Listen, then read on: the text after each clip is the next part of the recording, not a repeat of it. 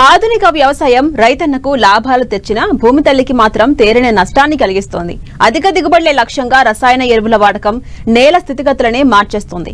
నేలల్లో చౌడు శాతాన్ని పెంచడంతో పాటు సహజ లక్షణాలను దెబ్బతీస్తుంది.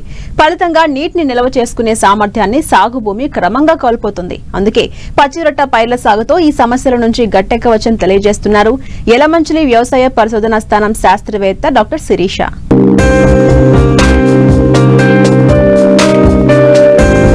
అధునాతన వ్యవసాయంలో మితిమీరి రసాయన ఎరువులు వాడడం వల్ల పసడి పంటలు పండే భూములు సహజ శక్తిని కోల్పోతున్నాయి. సాగుకు యోగ్యం కాకుండా తయారవుతున్నాయి. ముఖ్యంగా భూమిలో స్వతహాగా లభ్యమయ్యే పోషకాల్లో అసమానతలు ఏర్పడి పంటల్లో సూక్ష్మ పోషక లోపాలు బయటపడుతున్నాయి. ఫలితంగా భారీ పెట్టుబడులు పెట్టిన రైతులు తగిన దిగుబడి లేక నష్టపోవాల్సి వస్తుంది.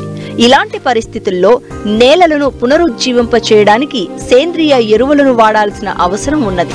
మరోవైపు పశువుల ఎరువు, వర్మి కంపోస్ట్, కోళ్ల ఎరువు, గొర్రెల ఎరువు వంటి సేంద్రియ ఎరువుల లభ్యత సామాన్య రైతులకు భారంగా మారుతున్నది. ఈ నేపథ్యంలో జనుము, జీలుగా, పిల్లి పెసర లాంటి పచ్చిరొట్ట సాగు మంచి ప్రత్యామ్నాయంగా కనిపిస్తున్నది. ఈ పంటలను పొలాల్లో పెంచి నేలలోనే కలియదున్నడం వల్ల భూసారం పెరుగుతుంది. కలుపు నివారణతో పాటు అధిక దిగుబడులు పొందేందుకు ఆస్కారం ఉందని రైతులకు తెలియజేస్తున్నారు విశాఖ జిల్లా యలమంచిలి వ్యవసాయ పరిశోధనా స్థానం శాస్త్రవేత్త డాక్టర్ శిరీష. పచ్చిరొట్ట ఎరువులు మనం ఇప్పుడు వాడే వాటిల్లో జనుము, జీలుగా అనేవి ఇప్పుడు వాడుతున్నాము. ఈ పచ్చిరొట్ట ఎరువులు ఏంటంటే ఇప్పుడు న్యాచురల్ ఫార్మింగ్ అని, ఆర్గానిక్ ఫార్మింగ్ అని చాలాన్ని మనం చేస్తున్నాం.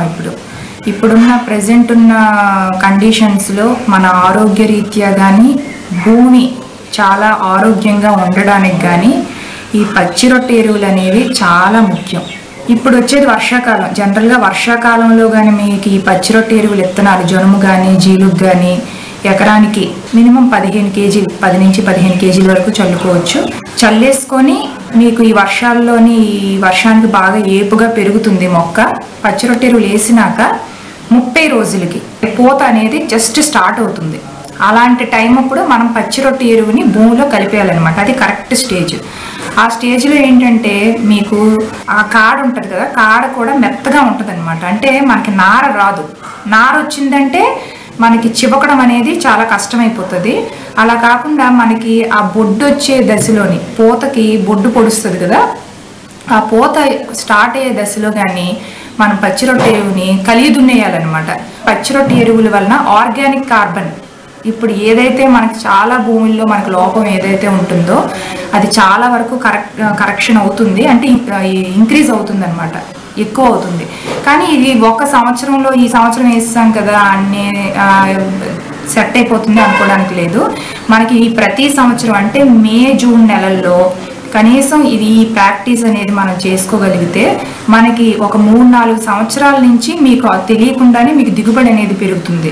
దీనివల్ల ఉపయోగాలు ఇంకోటి ఏంటంటే పచ్చిరొట్ట ఎరువులు వేసి దమ్ము చేసి కానీ దుక్కు చేసిన పొలాల్లోని మీరు వరి నాటితే కలుపు అనేది చాలా వరకు తగ్గుతుంది.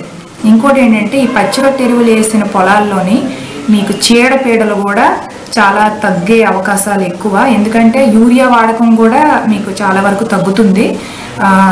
అంటే ఇది నైట్రోజన్ చాలా న్యూట్రియంట్స్ యాడ్ చేస్తుంది కాబట్టి మనకి చాలా వరకు పోషకాలు అనేవి బాగా యాడ్ అవుతాయి ఈ పచ్చిరొట్ట ఎరువుల వలన.